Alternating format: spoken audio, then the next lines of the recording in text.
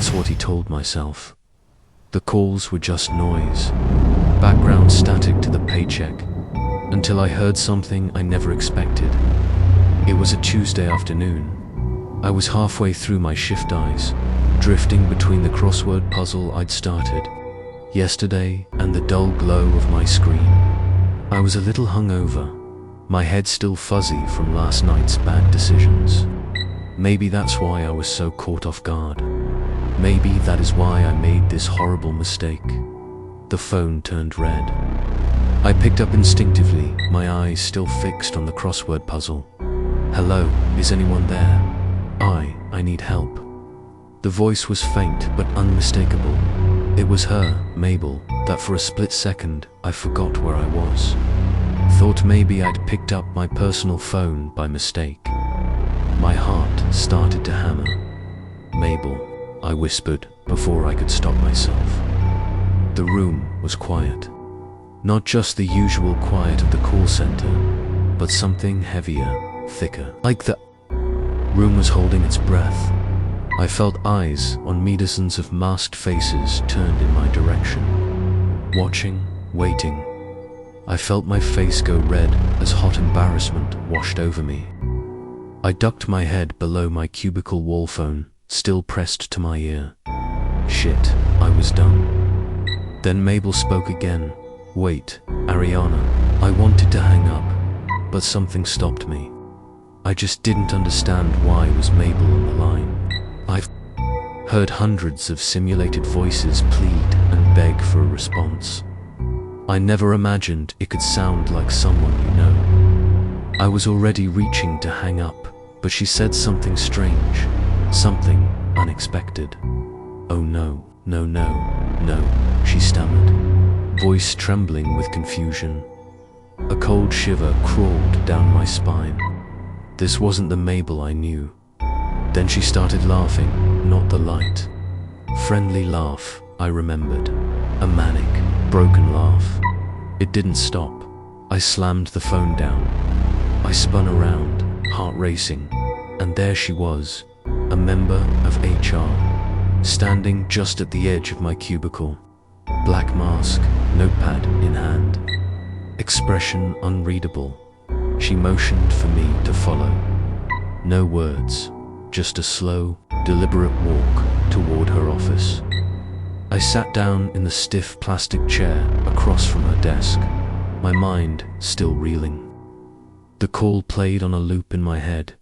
The voice, the laugh, the way it sounded exactly like Mabel. I couldn't stop shaking. You broke the rules, yes? She asked flatly, scribbling in her notepad without looking up. Yes. But you understand, this means you are terminated from the call center, correct? She cut me off with such finality, like it was scripted. Like she was reciting lines from a procedure manual.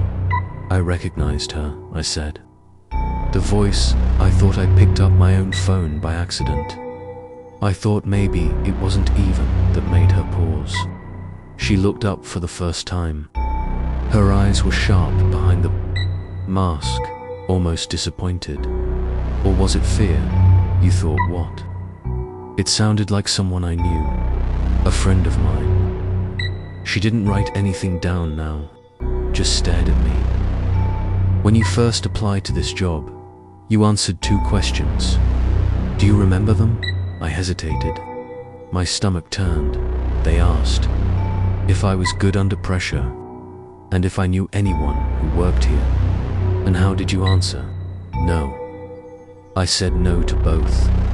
She stared a moment longer, then slowly ripped a sheet of paper from her pad and slid it across the desk. You are hereby terminated from this experiment. You can collect your final check at the location printed on this slip. You've also been granted a severance equivalent to 1 month's salary. I blinked at her. Wait, that's all. She didn't respond. Just went back to typing, like I wasn't there anymore. No explanation, no follow-up about the call, no mention of what I heard. Just a polite termination and a severance bonus. grabbed the paper without reading it, and stormed out past the rows of silent, masked employees, past the flickering overhead lights, and out into the daylight. I was halfway to my car when I realized I hadn't even removed my mask. I didn't look back. I felt everything over the next few days. Sadness, anger, confusion. Like my body kept going through the motions, but my mind was stuck on a loop. That voice on the other end of the call. The thing that sounded like Mabel. I didn't know what I was supposed to believe anymore. On the second day, I caved and called her, straight to voicemail. That was weird. We were supposed to hang out next weekend, maybe grab drinks and vent. About the call center. Mabel never ghosted me. Not even when she was sick or pissed or going through it. Something was off. By the third day, I decided I needed to get out of the house. Clear my head. The address they gave me for my severance package wasn't far, so I drove out. It led me to a hotel, one of those upscale downtown places with giant flower arrangements and staff that wore gloves. I didn't even see a front desk, just a wall of private mailboxes near the back.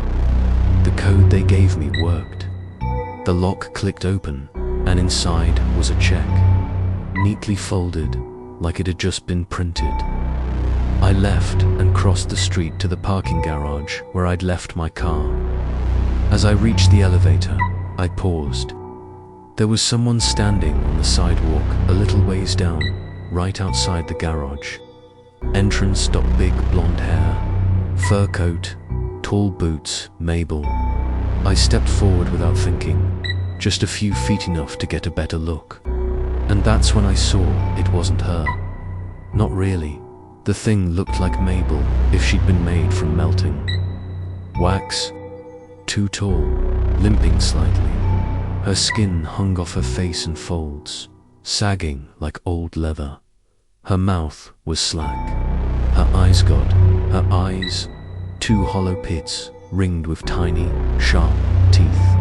Her hands were worse, loose skin, twisted fingers bent at angles that didn't make sense.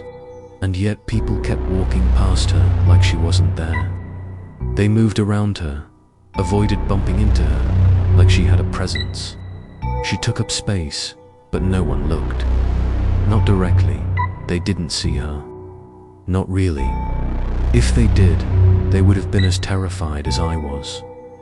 The elevator behind me dinged, and the doors opened. I ran inside, slammed the closed door button with shaking fingers. As the doors slid shut, I heard footsteps on the concrete. Slow, deliberate, getting closer, too close. I didn't look. I didn't want to see her again. The elevator dropped me off a few floors up. I got in my car and drove. Fast, too fast. Every red light felt like a trap. Every time I glanced out my window, I expected to see her there on the sidewalk, moving along in slow, rhythmic motion like a snail wearing human skin. I called a few friends on the way home, just to hear voices. I didn't tell them what I saw. Didn't want to sound insane, but I felt insane. All those desperate calls I've been ignoring month after month of people screaming and crying and begging them. Now it's like the floodgates have opened. Everything's pouring in at once. Maybe I was having a breakdown. That's what I kept telling myself. Listening to pain and anguish every day will do that to you. I just needed rest. Some air, maybe a little trip. I had money now, enough to disappear for a few days, clear my head, and if I still didn't feel right afterward, I'd find a therapist. God knows, I probably needed one anyway. I took a detour from my apartment elevator to stroll through the lobby. I wanted to grab a few snacks from the shop beside the front desk before settling in for the night. I needed a bottle or two of something strong to drown out the sadness from my termination from the call center. I was crossing the front desk when I caught sight of something in the corner of my eye. I turned, and there it was again. Mabel, walking toward me from the lobby entrance. The sight gave me chills, but that feeling passed quickly. I felt steadier after the drive, more level-headed. I wasn't afraid. I was annoyed. This wasn't real. It had to be some elaborate prank, or a figment of my imagination. Either way, it couldn't hurt me. I just needed to prove it to myself. I looked around. Everyone else was just walking past. I held my hands out, desperate. Really? Nobody else is seeing this. I took a few deep breaths and started toward it. "Hey, so why? Are you following me?" I called out. The thing didn't say anything, just kept lurching forward. I stopped a few feet in front of it. The smell hit me first, sour, rotten. I winced at the sight of the bloated figure writhing and convulsing under its cheap Mabel disguise. "Did you hear me? This isn't funny. Creep. I'm going to get security." Chomp, a mouth. It tore open from the thing's stomach and bit off the finger I was waving at its chest. Just like that, gone. I staggered back, screaming, clutching the bloody stump where my finger used to be. It kept limping forward. I screamed louder, begging for help. No one looked. No one even paused. I turned and bolted toward the stairs, blood dripping behind me. I was halfway up when I heard the stairway entrance slam open. It was coming. I reached my floor and sprinted down the hall. Fumbled my key out of my purse with trembling, bloody hands. Got the door open, locked it behind me. I backed away until my spine hit the wall at the other end of the apartment. I pulled my phone out and started dialing 911 with my good hand. Ringtone, then silence, no connection. I checked my service, full bars. This didn't make any sense. I called. Friends, family, my hairstylist. Nothing, no ringtone, just silence. I cursed and rushed to the peephole. Nothing out there, not yet. Just a wide, empty hallway. Blood was getting everywhere.